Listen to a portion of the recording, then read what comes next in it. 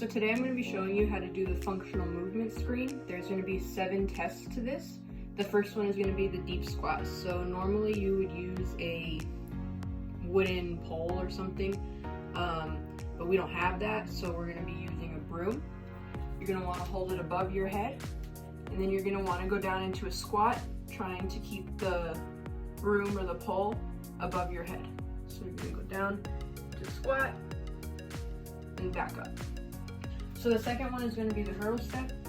Again, you are going to need some sort of pole, but the broom will work in this case.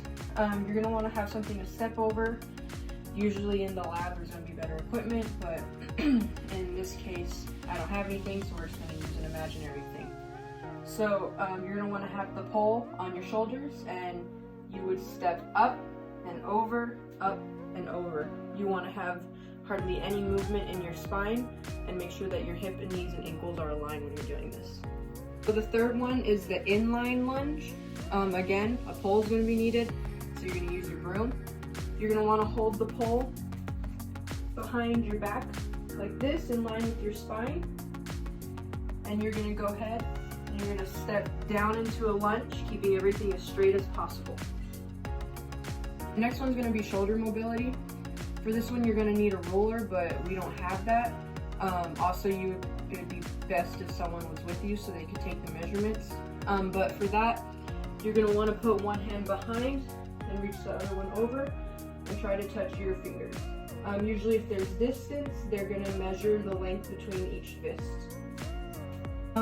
For the shoulder mobility, there is going to be a clearing test that has to be passed before you do the actual test, just to make sure that you do have the right amount of mobility in order to actually perform this test. This one's going to be the active straight leg raise.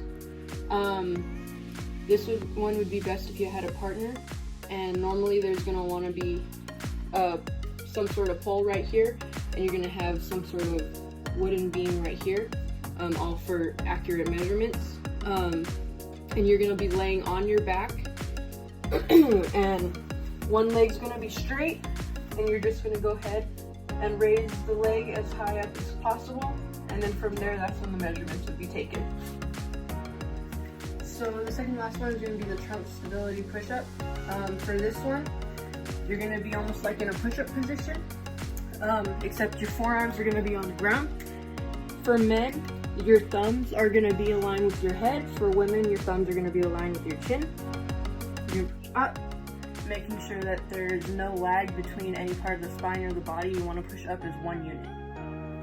For the trunk push-up, there's going to be a clearing test for this one, just to make sure that your spinal extension and all that is good and you're able to perform the push-up.